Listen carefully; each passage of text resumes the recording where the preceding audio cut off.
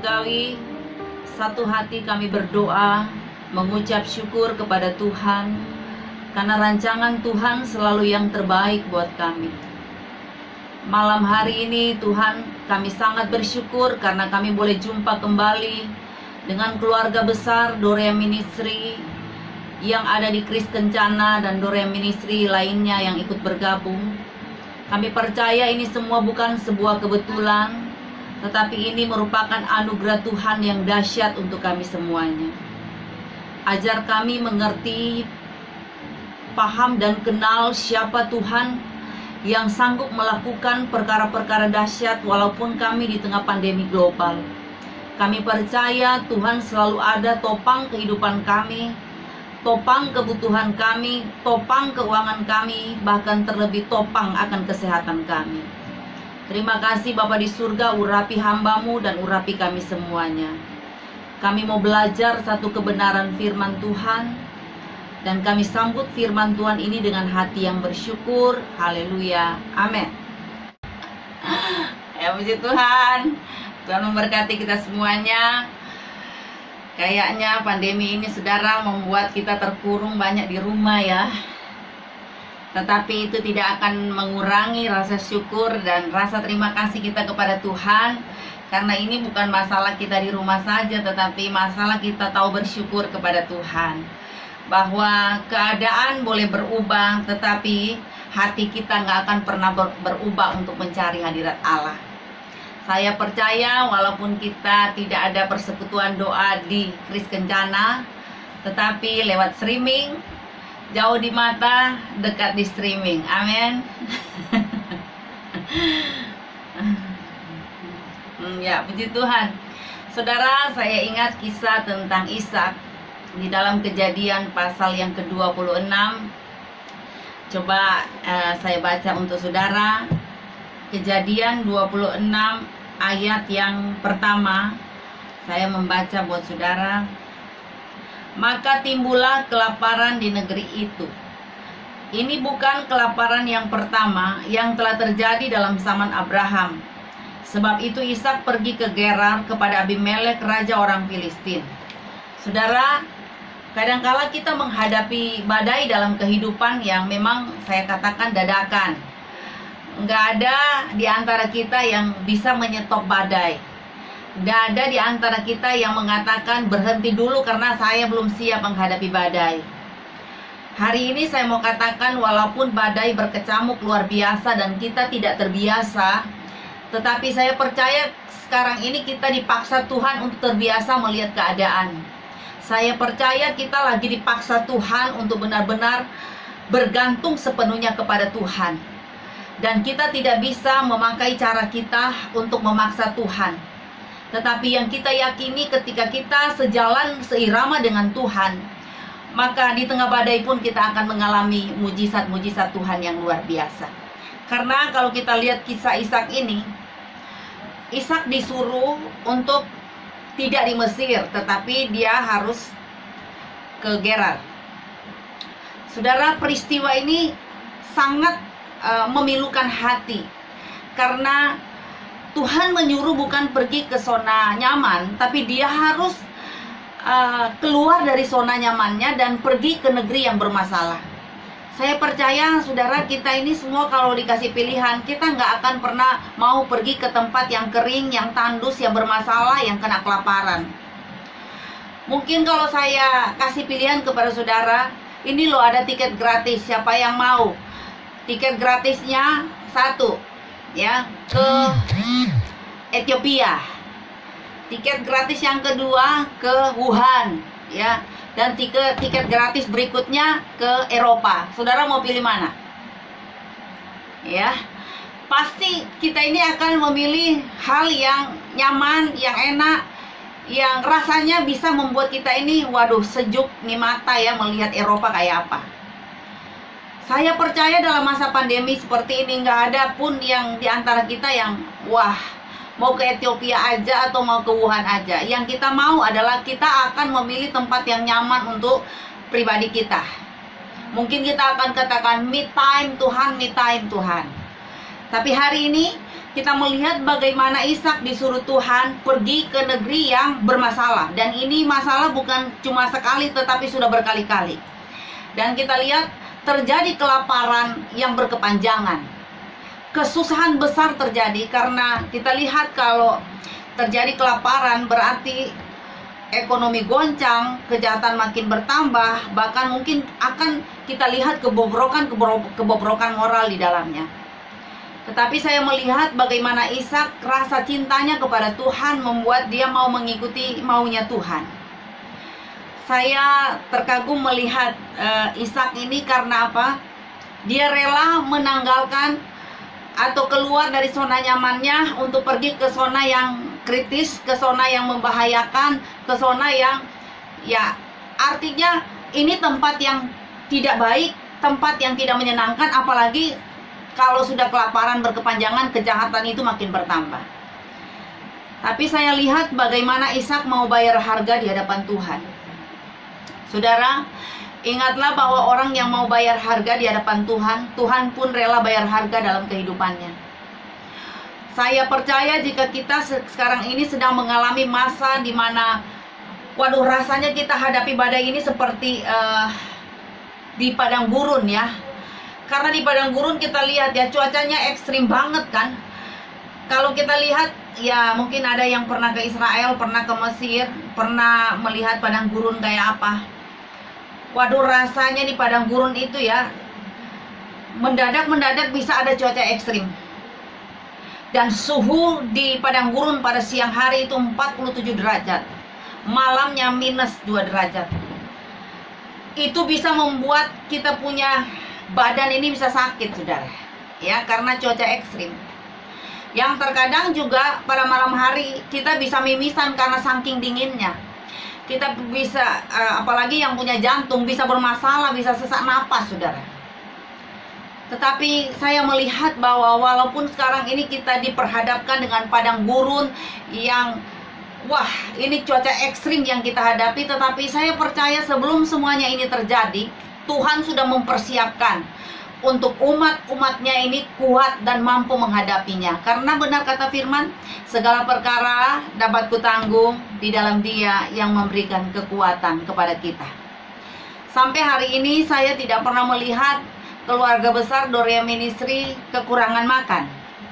Yang terjadi saya lihat semua pada gemuk-gemuk ya, seperti lembu tambun. Dan menurut sejarah Israel, yang tambun-tambun itu harus dipersembahkan kepada Tuhan. Amin. Jadi yang sekarang ini agak tambun di rumah, siap-siap. Haleluya. Saya yakin percaya, saudara, di masa pandemi ini seperti Ishak mengalami hal yang luar biasa, penderitaan yang luar biasa. Saya yakin kita bisa mampu menghadapi semuanya itu bersama dengan Tuhan. Kita tidak sendirian. Ada Tuhan yang topang kita walaupun mata ini memandang bahwa rasanya tidak ada pengharapan, rasanya tidak ada solusi, rasanya tidak ada jawaban.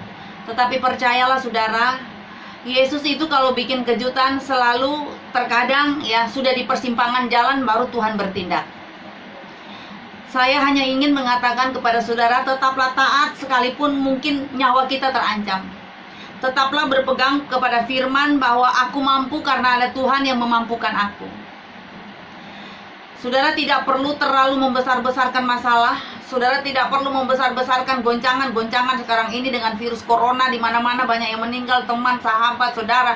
Mungkin ada di antara keluarga saudara yang kena virus corona. Tapi saya mau katakan, sejak kita lahir Tuhan sudah tahu loh ya kapan kita mati. Jadi jangan terlalu amat takut, jangan terlalu amat khawatir, bimbang. Serahkan semuanya hidup kita kepada Tuhan. Karena saudara, peristiwa yang saya alami membawa saya kepada satu kekuatan bahwa kalau belum saatnya itu tidak akan pernah terjadi. Ada orang sudah menjaga kesehatan sedemikian rupa, tapi kena juga tuh virus corona. Saya pernah saksi kepada saudara bahwa saya pernah melayani orang yang kena virus corona yang saya tidak tahu persis, dan orang ini juga yang kena virus corona itu dia tidak tahu kalau dia kena virus corona. Dan saya diundang berulang kali ke rumahnya. Saya banyak kali ya menolak, tapi ada satu hari, saya ingat sekali itu tanggal 14 hari Minggu, suami istri bilang ini, Bu, kalau ibu nggak mau melangkah, kami ajak ke rumah ibu. Saudara, waktu mereka bilang akan ke rumah saya bilang, Tuhan gimana ini Tuhan? Tuhan suruh saya melangkah. Saudara, jujur, waktu saya melangkah, saya tidak tahu keluarga yang saya datangi ini, satu keluarga besar ini, ya, seisi rumah yang saya datangi itu, ternyata itu kena virus corona, saudara. Saya nggak tahu. Bahkan waktu saya masuk ke kamar mereka, saudara, karena saya ini nggak tahan pakai masker, saya buka karena ngos-ngosan, karena saya harus nyanyi, saya harus baca firman, saya harus renungan, dan saya juga harus pimpin doa sampai selesai. Jadi saya bilang, sorry, saya nggak bisa napas kalau saya pakai masker. Jadi saya lepas. Dan mereka untungnya bilang gini, kalau begitu kami yang pakai ya Bu ya. Singkat cerita saudara, setelah berdoa hari itu, 4 hari kemudian yang saya doakan itu meninggal karena virus corona. Dan saya mendengar kabar bahwa seisi rumah itu semua, ya hanya satu yang tidak kena ya. Ini ada anaknya ada 4, satu yang nggak kena. Tapi semua yang di dalam situ semua kena. Saya mau katakan bahwa pada saat saya mendengar kabar itu, siapa yang nggak goncang, siapa nggak takut? Karena saya sudah masuk di rumah itu, saya masuk di kamarnya, jarak kita cuma setengah meter. Saya berpikir bahwa bisa-bisa saya tertular, bisa-bisa saya kena. Tetapi saya menguatkan kepercayaan saya kepada Tuhan. Saya tetap optimis dan saya katakan, Tuhan, bukankah Engkau yang menyuruh saya? Saya sudah tolak berulang kali loh Tuhan, tapi Tuhan bilang melangkah, doakan. Dan disitulah saya membuktikan bahwa kalau bukan seizin Tuhan, kita tidak akan pernah mengalami itu, saudara. Walaupun kita sekarang ini sudah disarangnya virus corona, apalagi Surabaya ini zona apa ya? Ya, ada yang bilang zona hitam lah, macam-macam loh, saudara, menakutkan. Yang kita dengar menakutkan. Tetapi seperti Mazmur pasal 23 mengatakan, kita tidak perlu takut bahaya sebab Tuhan tetap beserta dengan kita. Saudara, jangan terlalu amat takut. Saudara mau pergi ke Indomaret aja udah ketakutan luar biasa. Saudara mau kemana aja sudah ketakutan luar biasa. Yang penting saudara mengikuti protokol kesehatan, saudara minum vitamin, saudara jaga nutrisi yang masuk dalam tubuhmu. Yakin dan deklarasikan, saya tidak akan pernah tertular, saya tidak akan pernah sakit, karena saya percaya kuasa penyakit tidak akan berkuasa di dalam tubuh saya. Amin, saudara. Jadi saudara yang terlalu amat takut dengan corona ini, saudara seperti membesar-besarkan akan kuasa corona. Tetapi saya percaya saudara, saudara akan besarkan nama Tuhan, saudara akan agungkan nama Tuhan, karena kuasa yang di dalam kita itu jauh lebih besar. Jadi saudara jangan pernah terintimidasi dengan roh ketakutan. Saudara, apakah Ishak sebagai manusia biasa tidak takut? Apakah dia tidak takut waktu menghadapi negeri yang bermasalah? Saya percaya dia sebagai manusia biasa, dia juga bisa takut. Tetapi ketakutan itu akan terhempas ketika kita bangun keintiman dengan Tuhan. Saudara, keintiman dengan Tuhan itulah yang membuat kita itu nyaman, tenang, ya, membuat kita kuat. Karena waktu kita berada di dalam hadirat Allah, disitulah kita menemukan banyak sekali ketenangan dan jawaban atas segala pergumulan kita. Saya jujur waktu saya melayani keluarga yang kena virus corona ini, saya cuma ada bersembunyi di kamar doa. Saya juga sempat takut keluar kamar, karena saya bilang, Tuhan, saya punya anak 3, jangan-jangan saya ini sudah kena tular, terus saya menularkan ke teman atau ke anak-anak saya. Tapi saya sangat bersyukur kepada Tuhan, karena Tuhan kasih saya penglihatan, Tuhan kasih saya mimpi. Dan Tuhan bilang, keluar dari kamarmu, engkau tidak tertular, engkau tidak terjangkit. Kamu mau makan yang beracun aja tidak akan pernah mati kalau itu seizinku. Waktu Tuhan bicara seperti itu, saya bersemangat kembali. Saya kembali menjadi orang yang optimis, ya. Saya tidak lagi dalam pemikiran yang tidak berdaya. Saya tidak lagi membesar-besarkan masalah corona. Tetapi saya diajar Tuhan untuk optimis dalam kehidupan. Saudara, saya ingin mengatakan kepada saudara, mari lihat segala sisi baik dalam segala situasi. Bahwa masalah akan menjadikan saudara diberkati Tuhan luar biasa. Masalah bukan sebagai beban, tapi masalah itu sebagai tantangan buat kita untuk maju bersama dengan Tuhan. Jadi saudara, jadilah orang yang selalu optimis melihat kehidupan dan melihat masa pandemi ini sebagai satu berkat untuk saya dan saudara, ya. Mari kita selalu bersifat rasional bahwa Allah turut bekerja dalam segala perkara untuk mendatangkan kebaikan. Coba lihat kesaksian tadi, ya, Cileni, Ibu Heni, ya. Di masa pandemi saya lihat banyak restoran yang tutup. Tetapi saya melihat keluarganya Cileni malah buka restoran. Wah, ini sesuatu challenge, suatu tantangan, saudara. Tetapi saya percaya bahwa masalah itu hanya sementara. Justru tantangan akan menjadikan kita itu maju dan berpikir maju, sehingga kita tidak lagi melihat apa yang sekarang ini kita jalani itu hal yang buruk. Tetapi kita punya satu keyakinan bahwa Allah yang akan memberikan solusi, bahwa saya pasti sukses, saya pasti bahagia karena ada Tuhan yang selalu membawa saya untuk melangkah dengan mujizat, dengan kemenangan yang berasal dari Tuhan. Coba saudara perhatikan Ishak di masa krisis. Dia juga tetap bereaksi yang benar di hadapan Tuhan. Di mana dia mau melakukan perintah Tuhan, dia mau taat, dia mau setia sama Tuhan. Sehingga kita melihat perbedaannya, yaitu bagaimana orang yang setia, dia akan mengalami pengalaman-pengalaman supranatural dengan Tuhan. Kalau saudara lihat ayat yang ke-6, ya, jadi tinggallah Ishak di Gerar. Saudara, kata tinggal di sini berarti dia mau melakukan maunya Tuhan, karena Tuhan bilang kamu nggak usah pergi ke Mesir, kamu di Gerar aja. Saudara, waktu dia mau tinggal di negeri yang bermasalah ini, pasti dia pun akan mengalami banyak goncangan, karena ini satu pertarungan yang besar buat dia. Tetapi sekali dia melangkah di jalannya Tuhan, dia tidak pernah berpikir negatif bahwa semua tidak bisa dirubah oleh Tuhan. Dia yakin bahwa kesulitan inilah yang membuat dia bisa melihat pencerahan-pencerahan baru bersama dengan Tuhan. Makanya saudara bersyukur karena di masa pandemi seperti ini kita makin didewasakan oleh Tuhan. Walaupun kita mengalami banyak sekali gejolak, banyak usaha kita mungkin ada yang merosot, ada yang mengeluh, ada yang takut, Tuhan sampai kapan? Karena banyak juga prediksi ini Desember ini goncangan makin parah. Saya mau katakan, jangan pernah takut dengan prediksi si A, si B, si C. Yang penting mari kita cari Tuhan.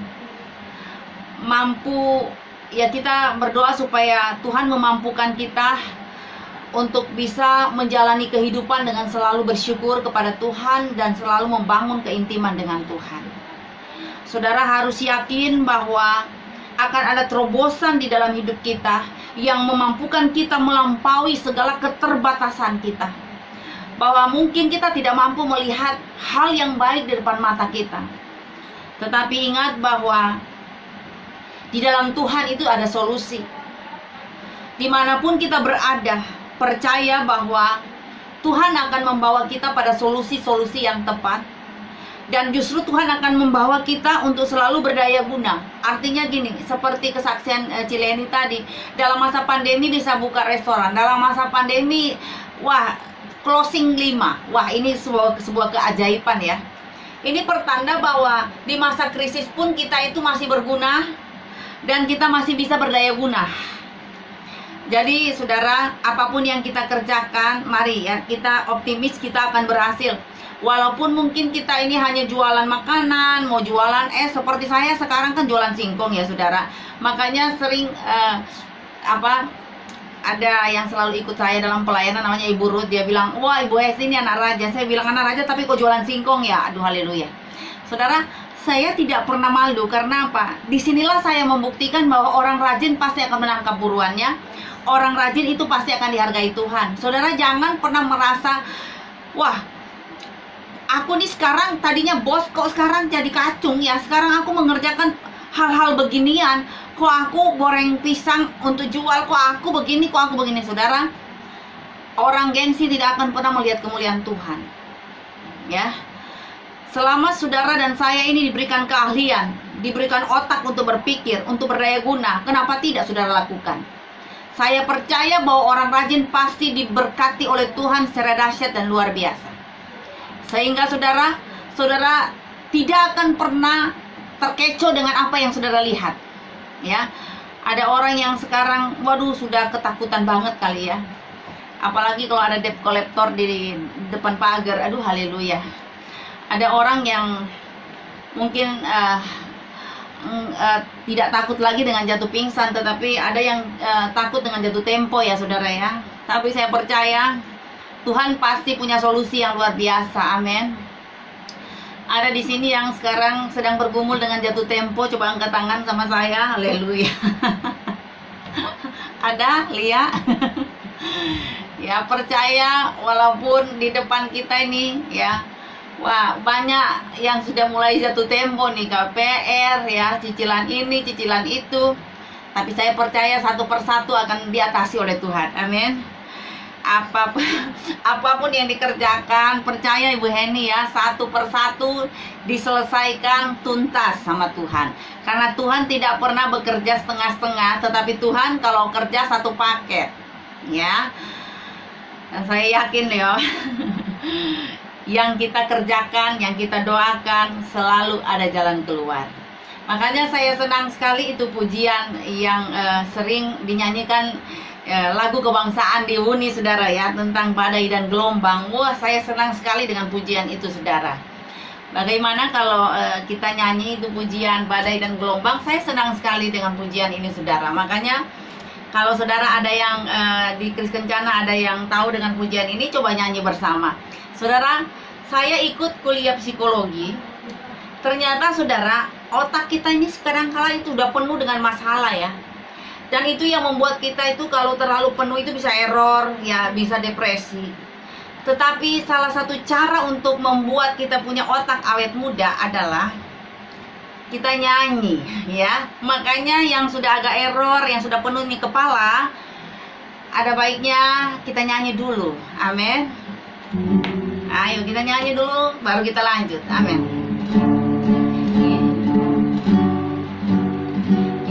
Yesus, aku cinta padamu. Hidupku ada dalam tanganmu. Ku selalu berdoa, ku selalu meminta Engkau menjawab doaku. Yesus, ku agungkan namamu. Amin. Ku puji, ku sembah Kau selalu. Amin. Dalam kesusahan, dalam kelimpahan, Yesus segalanya bagiku. Badai dan gelombang menerpa kapalku, Yesus Engkau juru mudiku. Ku takkan tenggelam, ku tak akan goyah. Yesus menopang hidupku. Ya, walau badai dan gelombang datang menerpa, ya, tapi yakin dan percaya Yesus jadi juru mudi kita, dan Dia pasti akan bertindak. Kita tidak akan tenggelam karena kita meyakini bahwa yang topang kehidupan kita adalah Yesus Kristus, gembala kita yang baik. Jadi apa yang saudara takutkan hari ini? Sekali lagi saudara, tanamkan imanmu di hadapan Tuhan bahwa Tuhan, walaupun sekarang ini prediksi ya dari si A si B sangat menegangkan, sangat menakutkan, tetapi sebagaimana peristiwa Ishak di masa krisis berkepanjangan, di masa kekurangan yang berkepanjangan, tetapi justru Tuhan memberkati Ishak 100 kali lipat. Kok bisa ya? Ishak kan juga dia hamba Tuhan, dia bisa ya, kalau kita lihat di dalam ayat ini dia juga ada salah ya, dia bisa bersikap salah di tengah krisis, di tengah masalah, di tengah persoalan. Siapa sih, sekaliber apapun pendeta hamba Tuhan, mau siapa dia, pasti ada sikap-sikapnya juga yang bisa salah. Nah, kita lihat bahwa Ishak walaupun ada salah kepada istrinya, tetapi kita melihat respon juga dari sang istri, bagaimana dia tidak besar-besarkan masalah, dia tidak memarahi Ishak, tetapi saya melihat seorang istri yang cakap dan bijaksana, dia akan berlutut di kaki Tuhan dan menyampaikan segala isi hatinya di hadapan Tuhan, sehingga saya lihat keluarga ini tidak kehilangan berkat, sekalipun kepala rumah tangga yang Ishak ini ya sudah berbohong, tetapi berkatnya itu malah bertambah 100 kali lipat. Mungkin saudara penasaran kenapa ya? Karena ada satu pribadi yang rela bayar harga, ada satu pribadi yang rela berkorban. Karena sang istri dia mengambil sikap hati yang benar di hadapan Tuhan, dia menciptakan kehidupan yang benar, dia tidak mau kehidupannya itu dipengaruhi oleh dosa orang lain, sekalipun itu dari pihak suaminya, tetapi dia mau merebut hati Tuhan, dia mau sujud di bawah kaki Tuhan, dan dia tetap adakan disiplin penundukan diri. Sehingga coba saudara perhatikan ya, berkat itu nggak pernah hilang, karena ada satu di dalam keluarga rela bayar harga. Mungkin saya ingin menegaskan kepada saudara sekalian, mungkin dengan adanya pandemi seperti sekarang ini, banyak orang yang emosian, banyak orang yang lekas marah. Tetapi setidaknya salah satu di tengah keluarga, anggota keluarga, mungkin engkau sebagai suami, engkau sebagai istri, engkau tampil jadi penenang dan engkau tidak ribut, engkau tidak memperbesar masalah, malah engkau bangun keintiman dengan Tuhan. Itu yang membuat keluargamu diberkati oleh Tuhan. Saudara, engkau yang sudah menciptakan kebiasaan hidup benar, walaupun mungkin pasanganmu kurang benar, tapi percaya yang benar itu pasti akan mengalahkan yang salah. Amin. Yang benar itu pasti akan mengalahkan segala apa yang kurang beres di dalam rumahmu. Makanya mungkin di antara pasangan kita ada yang error, ada yang bencekno, ada yang waduh emosinya tingkat dewa karena masalah-masalah pandemi ini. Tetapi kalau kita ini cerdas dalam melihat segala situasi, saya mau katakan bahwa jika Anda yang lebih rohani, Anda harus tampil untuk bisa menunjukkan bahwa aku tidak akan terganggu oleh perilaku, sikap dari orang-orang di sekeliling saya. Aku akan tetap menciptakan kebiasaan hidup benar seperti istrinya Ishak. Sehingga saudara lihat, kebenaran itu akan mengalahkan ketidakbenaran. Coba saudara perhatikan bahwa saya lihat ya, saya beberapa hari ini ikut kuliah psikologi. Ternyata ada 3 yang saya lihat, ternyata ada yang namanya orang pintar, ada yang namanya orang cerdas, ada yang namanya orang cerdik. Ya, kalau orang pintar katanya gini, dia punya pengetahuan banyak, apa-apa dia tahu, ya. Bisa di satu bidang tertentu, misalnya ekonomi, bisa juga di bidang pengetahuan umum. Wah, dia ini pintar banget, saudara. Dan kalau kita melangkah lagi ke yang namanya orang cerdas, ini saya bilang satu karunia dari Tuhan. Makanya kita ini diajar Tuhan untuk mengatakan untuk jadi cakap dan bijaksana. Untuk para ibu-ibu ya, dibilang cakap dan bijaksana. Artinya kita ini bersyukur kepada Tuhan kalau kita ini diberikan kasih karunia Tuhan untuk cerdas dalam bersikap. Ternyata cerdas itu bawaan dari lahir loh, ya. Orang cerdas itu dia penuh dengan ide-ide yang hebat. Orang cerdas itu dapat mengerti hal-hal yang baru. Orang cerdas itu biasanya juga memorinya tuh bagus banget. Dia mudah mengingat-ingat apa yang dia sudah pelajari. Ya, mungkin kalau bahasa Inggrisnya dia punya intelijen yang sangat luar biasa. Sehingga saudara, saya melihat bahwa orang cerdas ini benar-benar dalam menghadapi masa krisis seperti ini dia tidak tergoyahkan. Karena dia tahu bahwa Tuhan sanggup bertindak. Karena dia ini cerdas dalam melihat segala situasi. Beda lagi dengan yang namanya cerdik. Ya, orang cerdik juga luar biasa loh. Dia mampu menemukan solusi di tengah situasi yang sulit. Dia mampu menyelesaikan masalah. Dia tahu apa pertanyaan yang tepat. Dan dia tahu apa yang penting dalam kehidupannya. Saudara ini tergolong di mana ya? Pintar, cerdas, atau cerdik? Ya, jawabannya itu ada di dalam kehidupan saudara.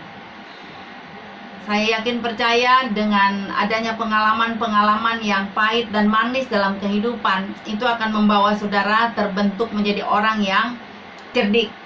Jadi bukan cuma sekedar pintar, bukan cuma sekedar cerdas, tetapi cerdik, ya.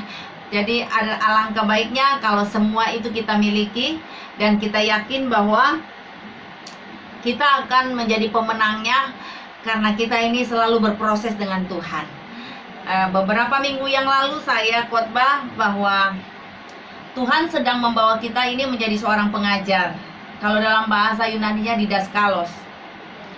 Jadi seorang pengajar bukan dia tampil di kelas untuk mengajar dalam bidang akademik, tetapi didaskalos itu artinya master atau ahli. Maksudnya apa? Bahwa seorang pengajar itu ya, dia bisa mengajar kepada orang lain karena dia sudah melewati, dia sudah mengalami, dan dia sudah berproses dengan Tuhan. Seorang pengajar dia sangat menguasai materi. Sehingga saudara, ketika dia melihat ada teman yang susah, ada sahabat yang susah, ada rekan yang lagi bermasalah, dia akan tampil untuk jadi pengajar, di mana dia akan berkata, tenang, aku sudah pernah alami, ya, dan aku sudah mengalami pertolongan dari Tuhan setelah ini. Makanya saudara, menjadi pengajar ternyata dibutuhkan waktu yang cukup panjang untuk saudara menjadi pintar, cerdik, cerdas saudara. Kalau saudara dengan berbagai masalah yang Tuhan izinkan, saya percaya Tuhan sedang membawa saudara menjadi orang yang pintar, menjadi orang yang cerdik, menjadi orang yang cerdas. Sehingga ketika pun masalah datang, jangan khawatir, Anda sudah menguasai materi, sehingga Anda tidak akan roboh, Anda tidak akan menjadi pribadi yang rapuh. Tapi oleh karena ilmu yang masuk di dalam pikiranmu, orang pintar ilmunya tinggi saudara ya. Sehingga itu yang membuat saudara semakin cerdas, dan itu pula yang membawa saudara cerdik dalam melakukan segala sesuatu.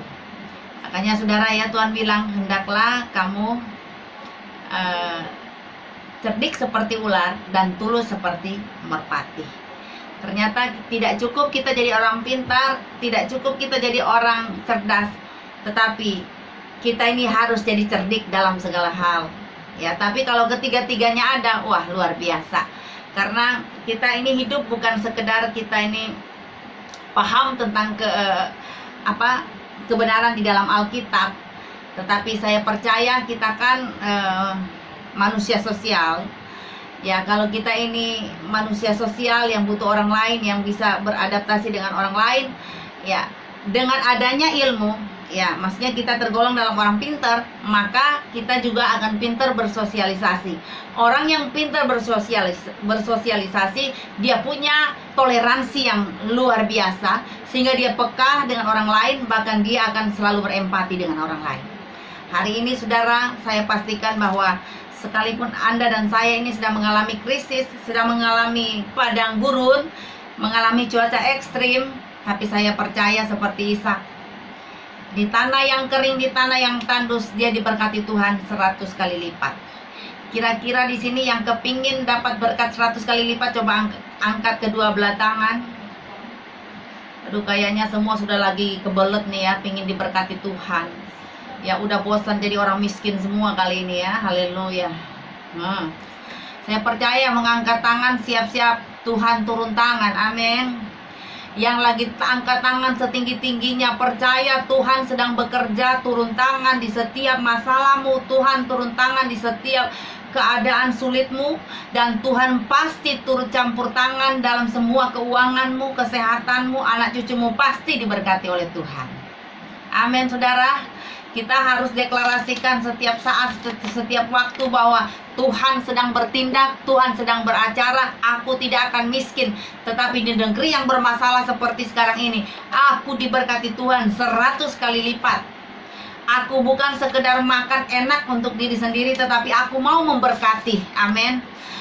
Aku tahu bahwa masa pandemi seperti ini, aku akan berempati, bersimpati dengan orang lain, dan aku akan jadi saluran berkat. Amin. Amin, saudara. Ya, Anda jadi saluran berkat karena apa? Tuhan memberkati saudara 100 kali lipat. Kenapa diberkati 100 kali lipat? Mari taat dan lakukan firman Tuhan. Karena ketaatanlah yang membawa kita untuk melihat mujizat itu nyata. Saya cukupkan sampai di sini firman Tuhan. Saya yakin percaya Tuhan pembuka pintu anugerah buat kita. Sekalipun kita melihat situasi keluarga Ishak disuruh Tuhan di negeri bermasalah, tapi diberkati 100 kali lipat. Saya yakin bahwa kita pun walaupun sekarang ini menghadapi masa yang sepertinya agak sama, tapi Tuhan pasti akan bertindak seperti Tuhan bertindak atas keluarga Ishak.